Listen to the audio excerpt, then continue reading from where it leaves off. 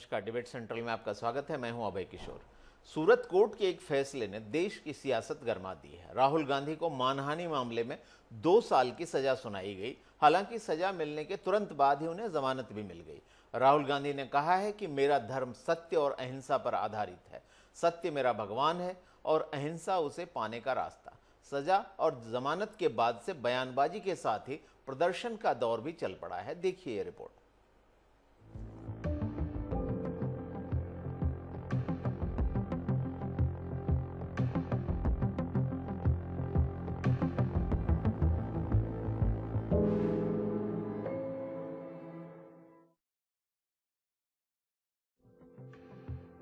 कर्नाटक के कोलार में मोदी सरनेम पर 2019 के लोकसभा चुनाव प्रचार के दौरान दिए गए भाषण को मानहानि मानते हुए सूरत की अदालत ने राहुल गांधी को 2 साल की सजा क्या सुनाई।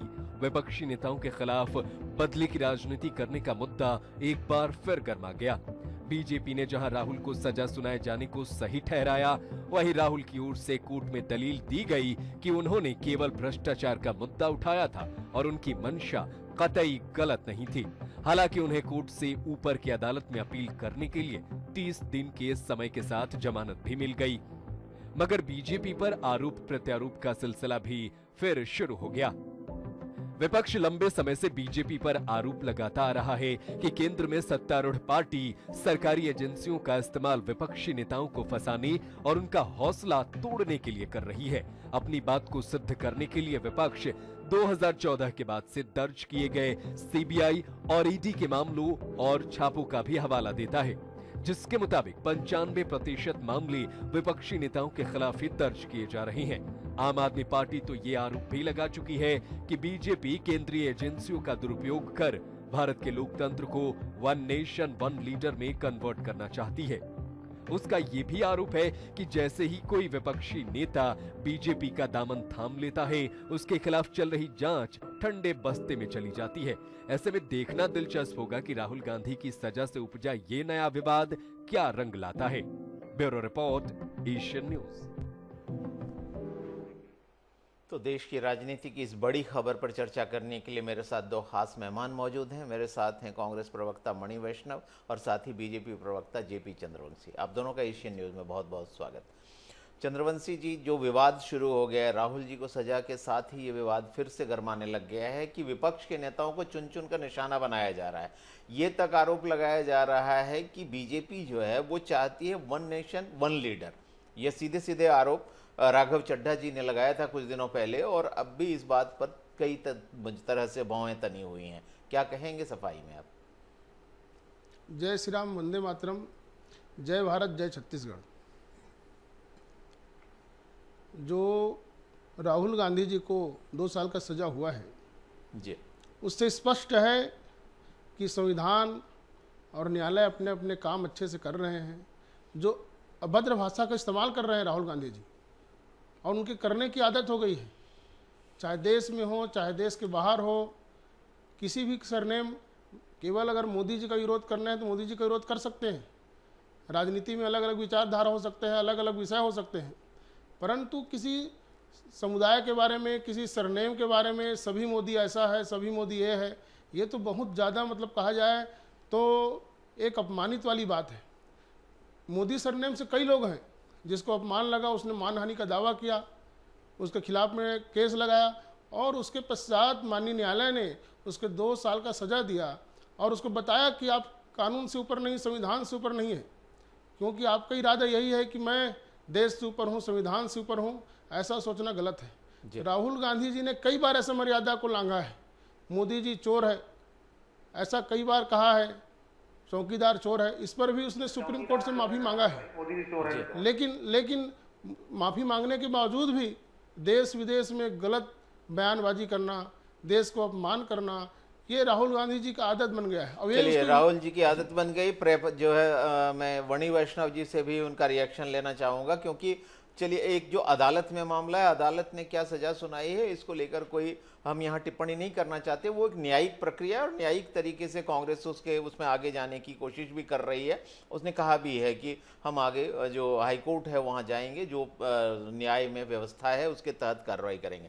लेकिन मणि वैष्णव जी, एक पुरानी बहस वो फिर जन्म ले रही है कि कांग्रेस ने भी कहा है, दूसरी पार्टियों का भी कहना है। और अगर आज की प्रतिक्रिया की बात करूं तो तमाम मतभेद दरकिनार कर अरविंद केजरीवाल ने भी कहा है कि मैं कोर्ट के फैसले से सहमत नहीं हूं और बीजेपी जो है केंद्रीय एजेंसियों का को सहारा लेकर, उनकी पीठ पर चढ़कर, उनके माध्यम से विपक्ष के हौसले तोड़ने के लिए की कोशिश कर रही है। आप क्या कहना चाहेंगे? देखिए अभय किशोर जी, आज न्यायालय से जो फैसला आया वो कोई अंतिम फैसला नहीं। उसके विरुद्ध हम आगे उच्च न्यायालय में भी जाएंगे और अंतिम निर्णय नहीं था, इसलिए जमानत भी हुई और जमानत हुई है क्योंकि सिद्ध नहीं हुए हैं। और राहुल गांधी जी ने स्वयं कहा है कि मेरी मंशा वैसा कहने की बिल्कुल भी नहीं थी, किसी एक समुदाय विशेष को आरोपी सिद्ध करने की मेरी कोई मंशा नहीं थी। ये बात राहुल गांधी जी कहते हैं। लेकिन वर्तमान में ऐसी स्थिति बन चुकी है कि राहुल गांधी और कांग्रेस, भारतीय जनता पार्टी को अपने लिए सबसे बड़ा खतरा नजर आने लगी। इसी कारण कई प्रकार के षड्यंत्र, कई प्रकार के प्रपंच भारतीय जनता पार्टी, राहुल गांधी जी, हमारे कांग्रेस के नेताओं और कांग्रेस के खिलाफ लगातार जो है योजना बनाते रहती है, षड्यंत्र करते रहती है और फंसाने का प्रयास करती है। और इन्होंने जो अरविंद के जो आप पार्टी के द्वारा जो बयान आया कि ये जो केंद्रीय एजेंसियां हैं उनका दुरुपयोग किया जा रहा है, वो तो साफ नजर आ रहा है। ईडी को हो चाहे सीबीआई की हो, ये लोग लगातार दुरुपयोग कर रहे हैं, केवल कांग्रेस नेताओं को शिकंजा करने का प्रयास करते हैं। तो हाथ कुछ आता नहीं। ईडी लगातार यहाँ छापेमारी कर रही महीनों से, लेकिन एक बार भी ईडी ने कोई प्रेस कॉन्फ्रेंस किया? क्या ईडी ने कोई जानकारी दी कि हमें क्या मिला? किसी प्रकार के आरोप को फिर कर पाती नहीं। लेकिन इनका एक महत्वपूर्ण उद्देश्य है कांग्रेस के जो नेता है, विपक्ष के जो नेता है, उनको लगातार परेशान करना। दिल्ली में अगर पोस्टर लग जाते हैं तो उनके खिलाफ एफआईआर हो जाती है, उनको जेल भेज दिया जाता है। कोई बयान दे देता है तो उनके खिलाफ जो है जेल भेज दिया जाता है उनको। अरे भाई, भारतीय जनता पार्टी के नेता अपनी गिरफ्तार में झांकिए। भारतीय जनता पार्टी के नेता सीधे सीधे गोली मारने की बात करते हैं, गोली मारो सालों को।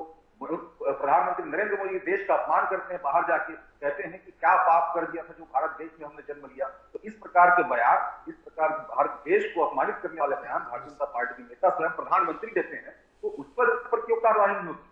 चलिए जवाब लेते हैं। जी जी बिल्कुल, उन पर कार्रवाई क्यों नहीं होती इसका भी जवाब लेते हैं। चंद्रवंशी जी, लगातार कुछ ऐसी घटनाएं होती हैं जिनको देखकर लगता है कि लोकतंत्र में विरोध के सुर के लिए शायद कोई गुंजाइश ही नहीं बची है। एक पोस्टर लग जाता है तो 100 से ज्यादा एफआईआर दर्ज हो जाती है। मोदी हटाओ एक सामान्य सी बात है, कोई ऐसी आपत्तिजनक इसमें बात नहीं है। जो भी सत्ता के शीर्ष पर बैठा है कोई ना कोई उसे हटाने की बात करता रहता है, और ये आज की बात नहीं, सदियों पुरानी बात है। जो भी सत्ता के शिखर पर है उसके खिलाफ तमाम तरह की बातें होती हैं और लोकतंत्र तो एक स्वस्थ माहौल देता है।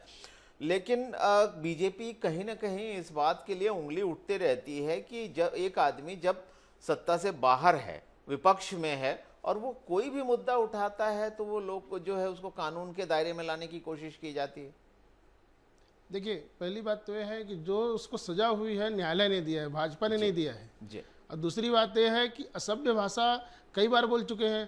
पहले इसके जो नेता राहुल गांधी को जो असभ्य बोलने का जो विरासत मिला है, माननीय सोनिया गांधी ने भी वही भाषा बोले थे कि मोदी जी मौत का सौदागर है। ये कितना सभ्य भाषा है। वैसे पवन खेड़ा जी बोले थे मोदी जी के पिताजी के बारे में गलत नाम लेकर के उसने जो संबोधन किया था वो भी असभ्यता की श्रेणी में आती है।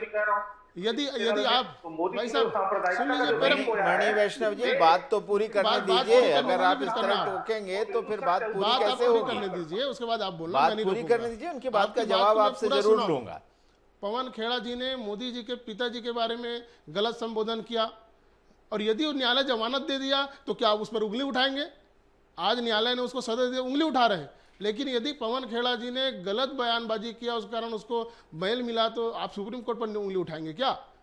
अगर कोई भी व्यक्ति हो जो राजनीतिक विद्वेष की भावना से गलत बयानबाजी करेंगे, उसको न्यायालय सजा देगी। संविधान से ऊपर कोई नहीं है। संविधान से ऊपर भाई साहब आप बोलना, बहुत समय हम दो ही हैं ना, दो ही हैं, आप बोल लेना। मेरा बात पूरा होने दीजिए, मेरा बात पूरा होने दीजिए भाई साहब। भाई साहब मेरा बात पूरा होने दीजिए, उसके बाद आप बोलना, पूरा समय आपके पास।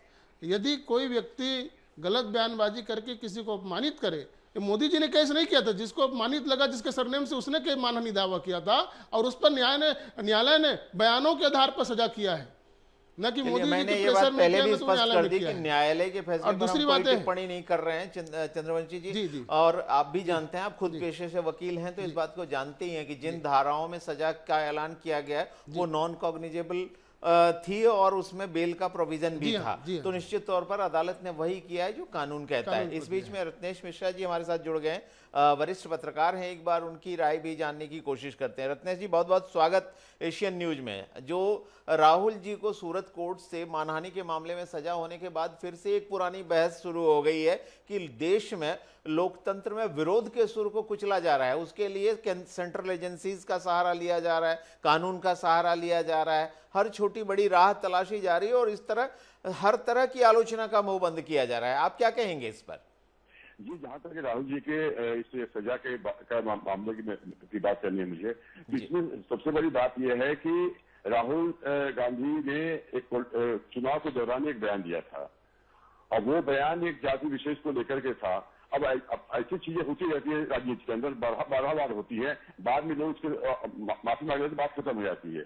लेकिन गलती करके कोर्ट के अंदर जाकर फिर से कुछ दोहराना, तो कोर्ट के सामने कोई विकल्प नहीं था जी। जब कोर्ट का भी अपनी गरिमा है, उसका है, तो कोर्ट के आगे अगर जाके आप उसके बाद रिक्वेस्ट करते हैं तो कोर्ट के पास विकल्प बचता नहीं है। आपने पहले माफी मांग ली होती कि हम उससे, या मेरा कहने का आशय ये था शायद उसमें स्थिति नहीं पैदा होती। तो राजनीति अलग जगह है और कोर्ट की प्रक्रिया भी अलग जगह है, तो उसको तो जुड़ा नहीं जाना चाहिए। गलती ऊपर से फिर है, गलती तो हुई है और मुझे लगता है कोर्ट ने अपना काम किया है। बाकी अब आगे का है कि हाईकोर्ट में अपील करेंगे, सुप्रीम कोर्ट जाएंगे, जो भी आगे होगा, लेकिन इस चीज को जुड़ा नहीं जाना चाहिए। राजनीति में अलग जगह है, विक्टिमाइजेशन अलग जगह है, कोर्ट का फैसला अलग जगह है।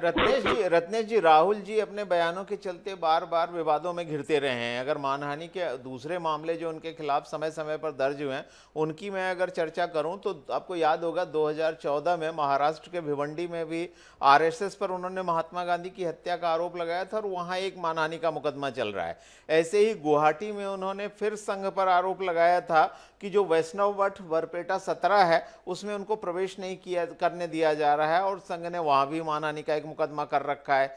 ऐसे ही रांची झारखंड में 20 करोड़ की मानहानि का एक मुकदमा जो है प्रधानमंत्री के लिए अपशब्द कहने पर दर्ज है और महाराष्ट्र के ही सिवड़ी में भी 2018 में एक मुकदमा दर्ज है जिसमें गौरी लंकेश की हत्या के लिए बीजेपी और संघ की विचारधारा को दोषी ठहराया था उन्होंने।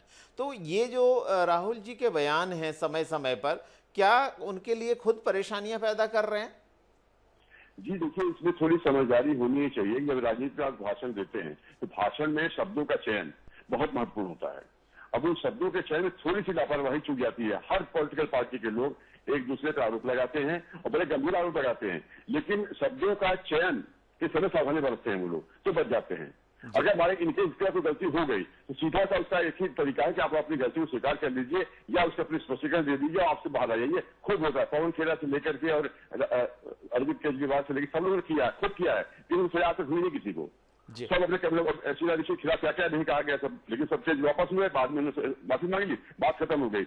राजनीति में होता है, लेकिन ये बार बार चुनौतीपूर्ण भाषा का इस्तेमाल करना कोर्ट के उस पर जाके वो उचित नहीं है मेरे हिसाब से। कहीं ना कहीं राहुल जी को समझना चाहिए इस बात को कि उस शब्दों के माया जाल को अच्छे से बुने, स्पष्ट रूप से बात जब करते हैं तो स्पष्ट रूप सीधे सीधे बात करते कहते हैं बातें हाथी पाइयां बातें हाथी पाऊं, तो शब्दों के चयन में सतर्कता बहुत आवश्यक है क्योंकि जो ये शब्द ही हैं जो हमें संकट में डाल सकते हैं। मणि वैष्णव जी, जो बात घूमकर आ रही थी कि बीजेपी की सरकार जो है, बीजेपी केंद्र में सत्तारूढ़ है, लेकिन बार बार पूरे देश का विपक्ष एक ही आरोप लगा रहा है कि सेंट्रल एजेंसीज का दुरुपयोग हो रहा है और विपक्ष की आवाज को दबाने की कोशिश की जा रही है। ईडी के मामलों को अक्सर आप लोग कोट करते हैं कि 2014 से 2022 के बीच में 121 बड़े पॉलिटिशियंस के खिलाफ केस दर्ज होता है और उसमें से 115 विपक्ष के होते हैं। सीबीआई केस दर्ज कर रही है अगर इसी दौरान 8-9 साल में, तो 30 मामले टीएमसी के खिलाफ, 26 मामले कांग्रेस के खिलाफ, 10 मामले आरजेडी और 10 मामले बीजेपी के खिलाफ। यानी कि बड़ी संख्या में मामले जो हैं वो दर्ज किए जा रहे हैं विपक्ष के खिलाफ। लेकिन कोई विपक्षी नेता जिसके ऊपर भ्रष्टाचार का भी आरोप लगा है, जब बीजेपी में शामिल हो जाता है तो अचानक से वो सारे आरोप गायब हो जाते हैं। नारायण राणे की बात कर लीजिए, शुभेंदु अधिकारी की बात कर लीजिए, हेमंत विश्व शर्मा की बात कर लीजिए या मुकुल राय की बात कर लीजिए। और शायद इसीलिए राघव चिड्ढा जी ने एक बड़ा सार्केस्टिक कमेंट भी किया था कि बीजेपी एक वॉशिंग मशीन है, एक तरफ से भ्रष्टाचारी डालो और दूसरी तरफ से क्लीन चिट के साथ बाहर निकलता है। क्या आज भी आपकी यही राय है? देखिए, वॉशिंग मशीन की बात भारतीय जनता पार्टी के एक नेता ने तो यहाँ पर बयान दे दिया कि भारतीय जनता पार्टी जो है वो गंगा है, आप यहाँ आइए, आपके सारे बात भूल जाएंगे। भारतीय जनता पार्टी के एक नेता ने तो यहाँ तक कह दिया। तो ये साफ दिखने वाली बात है, आपके आंकड़े से ही साफ समझ में आता है। बयान और बाकी जो भ्रष्टाचार की बातें वो सब पीछे छूट गई है। अब जो है केवल विपक्ष के ऊपर वार करना है, केंद्रीय एजेंसियों का सहारा लेकर वार करना है, उन्हें परेशान करना है। ये काम जो है भारतीय जनता पार्टी केंद्र में बैठी सरकार लगातार कर रही है। छत्तीसगढ़ की अगर बात करें, आपके यहाँ नाम घोटाला हुआ, उत्तर प्रदेश में घोटाला हुआ और तमाम प्रकार घोटाले हुए, मोबाइल घोटाला हुआ, कई प्रकार घोटाले हुए 15 साल में। लेकिन ईडी को केवल कांग्रेस दिखती है, तो केवल 4 साल पहले सरकार में आई, केवल उन्हीं के नेताओं के ऊपर जो है छापा पड़ता है, बाकी नेताओं के ऊपर छापा क्यों नहीं पड़ता है? अच्छा, छापा पड़ता भी है तो प्रेस कॉन्फ्रेंस क्यों नहीं करती? ईडी बताती क्यों नहीं कि भैया हमें क्या मिला है? तो इनका उद्देश्य है केवल परेशान करना, बदनाम करना, विपक्ष को किसी भी तरह से धरातल पर लाना। तो केंद्रीय एजेंसियों का दुरुपयोग हो रहा है, साफ तौर पर दिख रहा है और बिल्कुल जाहिर सी बात है कि ये लोग जो है केंद्रीय एजेंसियों के तब पर दोबारा अपनी सरकार। चलिए, गंभीर आरोप है तो चंद्रवंशी जी से जवाब भी लेते हैं। चंद्रवंशी जी, जो उदाहरण मैंने कोट किए और उसके अलावा आप खुद देख रहे हैं कि आरोप बार बार घूम कर आता है कि सेंट्रल एजेंसीज का दुरुपयोग किया जा रहा है। जब आप सत्ता से बाहर थे तब सीबीआई को यूपीए गवर्नमेंट का तोता बताया करते थे। आज वही सीबीआई बहुत सारे मामले दर्ज करती है और आप तब ऐसी बातें कर रहे हैं कि सीबीआई अपना काम कर रही है। सीबीआई तो तब भी अपना काम कर रही थी, अब भी अपना काम कर रही थी। ये आरोप घूमकर आज तक क्यों आते हैं? देखिए भाई साहब, क्या है, भारतीय जनता पार्टी की सरकार ने जब भी सत्ता में आया तब तक जब तक रहे हैं तब तक न्याय हुआ है। सीबीआई का मामला है, जहाँ जहाँ सीबीआई का छापा पड़ा है वहाँ वहाँ पैसा निकला है, चाहे बंगाल हो, चाहे यूपी हो, चाहे लालू प्रसाद यादव जी के यहाँ 600 करोड़ की संपत्ति हो, ये सब मिला है। सिर्फ छापा मारने का उद्देश्य ऐसा नहीं परेशान करने का, वहाँ पे उनका राशि भी मिला है और धन संपदा मिला है। और दूसरी बात, भाई साहब सुन लीजिए, पहले भाई साहब इसको रोक दीजिए क्योंकि सुनने का आदत बनना चाहिए। दूसरी बात है, राहुल गांधी के बारे में जो विषय आया है कि वो क्योंकि परिपक्व नहीं है, राजनीति को में सीधा सीखना पड़ता है। कभी अगर कांग्रेस का भाई साहब सुन लीजिए उसके बाद बोलना आप, है ना, आप सुन लीजिए फिर बोलना, आप बोलना ना भाई, आप बोलना, आप सुन लीजिए पहले, आप थोड़ा सा ठंड रखिए, है ना। आप ये बताइए कि केंद्रीय एजेंसियों का दुरुपयोग भाई साहब, केंद्रीय एजेंसी ने जहां भी केंद्रीय एजेंसी नहीं मारा है, सीबीआई ने जहां जहां देखा कहां कहां घटना हुई है, जहां भ्रष्टाचार हुआ है, वहां पे छापा मारा, वहां पैसा निकला। चाहे बंगाल हो, चाहे बिहार हो, चाहे यूपी हो, हर जगह पैसा उगला है, आप जानते हो। और दूसरी बात बता दें, भी शायद हो गया। दूसरी बात, राहुल जी अपरिपक्व है क्योंकि इन लोग का ब्लॉक स्तर का रहता है, जो भी निचले लेवल का राजनीति होता है, ब्लॉक में न तो कार्यकारिणी रहा है, न तो जिला का कार्यकारिणी रहा है, सीधा राष्ट्रीय महामंत्री बन गया, सीधा। चलिए एक बार रत्नेश जी की प्रतिक्रिया लेते हैं। आप दोनों के वाद विवाद के बीच में एक बार रत्नेश जी की प्रतिक्रिया लेते हैं। रत्नेश जी, जो ये विवाद पैदा हुआ है, क्या आपको लगता है, देखिए न्यायालय क्या करता है, न्यायालय के दायरे में आता है, लेकिन हर पॉलिटिकल पार्टी हर सिचुएशन का फायदा उठाना चाहती है और इन सिचुएशन में विपक्ष और परसेप्शन एक बहुत बड़ा रोल अदा करता है। आप भी जानते हैं लोकतंत्र में और वोट तंत्र में परसेप्शन का बहुत बड़ा रोल अदा करता है। क्या आपको लगता है कि विपक्ष का जो ये रेटोरिक है कि सेंट्रल एजेंसीज का दुरुपयोग हो रहा है, विपक्षी नेताओं को टारगेट किया जा रहा है, राहुल जी सच बोल रहे हैं और भ्रष्टाचार के खिलाफ बोल रहे हैं इसलिए उनको टारगेट किया जा रहा है, इसका लाभ मिलेगा?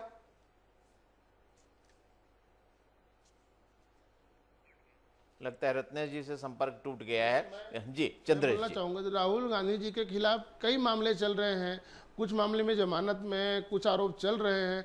और जब से मतलब कांग्रेस का प्रभार संभाला है, चाहे महामंत्री के रूप में, चाहे अध्यक्ष के रूप में, चाहे कोई भी रूप में, वो उसको न तो भाषा की उसको सीमा है, हर बार लक्ष्मण रेखा रंगा है और उसके पार्टी के लिए नुकसान हुआ है।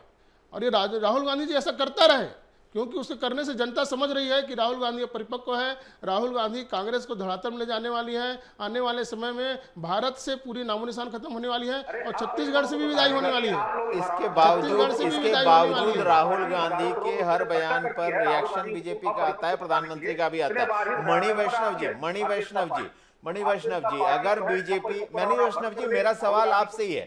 मणि वैष्णव जी, अगर राहुल जी के हर बयान पर प्रतिक्रिया आती है, अगर राहुल जी की हर कार्रवाई का विरोध बीजेपी करती नजर आती है, तो क्या आपको, आप जानते हैं कि publicity is publicity weather good और बैड, कहते हैं आपका चाहे किसी भी तरह से प्रचार हो रहा, आप खबरों में बने हुए हैं, आप सुर्खियों और हेडलाइन में बने हुए हैं, यानी कि आपका वजूद बना हुआ है। क्या आपको लगता है कि इस तरह के विवादों के बाद भी इसका फायदा ही कांग्रेस पार्टी को मिलने जा रहा है? जी, अभी भारतीय जनता पार्टी के प्रवक्ता बार बार राहुल गांधी को अपरिपक्व कर रहे थे। मैं पूछना चाहूंगा कि अगर ये वो तो मैं नहीं बोल रहा हूँ, मीडिया बोल रही है, देश की जनता बोल रही है, ये मैं नहीं बोल रहा हूँ, ऐसा पूरे देश की जनता बोल रही है, मीडिया बोल रही है कि अपरिपक्वता की वजह से कांग्रेस को धरातल में जा रही है। कांग्रेस के यहाँ सफाया होना तय है, अगर वो छत्तीसगढ़ में तो होना ही है, सेंट्रल में तो पूरी तरह होना ही ध्यान नहीं देना चाहिए, उन्हें शांत रहना चाहिए, बाकी कांग्रेस नेताओं के बयानों पर ध्यान देना चाहिए। लेकिन क्योंकि राहुल गांधी कांग्रेस की स्थिति है वही है, किसानी के लिए खम्बा नोचे विषय पे नहीं करते, कोई भी विषय पे बोल करके संसद को बाधा पहुंचा रहे हैं, संसद में माफी मांगे, विदेश में जाकर भारत को बदनाम किया। बयान बोल रहे हैं, इस कारण भारतीय जनता पार्टी के छाती पर सांप लौटता है और इसीलिए इनको मजबूरी में उनके बयानों का जवाब देना पड़ता है, काउंटर करना पड़ता है, इनको लाखों करोड़ रुपए खर्च करना पड़ता है राहुल गांधी को जो है परेशान करने के लिए, बदनाम करने के लिए। राहुल गांधी अगर अपरिपक्व होते और ध्यान देने लायक नहीं होते तो भारतीय जनता पार्टी राहुल गांधी के ऊपर इतना ज्यादा ध्यान नहीं, विदेश में जाकर के गलत बयानबाजी करना, देश को अपमान करना, पुलवामा हमले के बारे में काल एक्सीडेंट बताना, विदेश में गलत बयानबाजी करना, अपमानित करना देश को, क्या वही सीखे हैं क्या देश को बदनाम करने के अलावा कोई काम नहीं है? राहुल गांधी विदेश में जाकर के देश को बदनाम करना अच्छी बात है, माफी मांगे, देश की जनता से माफी मांगे। आपातकाल को भूल गए क्या? जब आपातकाल लगी थी किसने लगाया था? आपातकाल लगा करके हजारों लाखों लोग को अंदर किसने किया था? की बातें नरेंद्र मोदी करते हैं तो सबसे ज्यादा अपमानित अगर किसी ने किया है इस देश को तो नरेंद्र मोदी ने किया है। पाकिस्तान में जाकर झूठी बिरयानी खाकर आते हैं। आपातकाल किसने लगाया था? लोकतंत्र की हत्या किसने किया था? लोकतंत्र की हत्या किसने किया था बता दीजिए। चलिए, ये परस्पर वाद विवाद के बाद भी समाधान इस बात का निकलता नहीं दिखता, ये आरोपों के घेरे आते रहेंगे।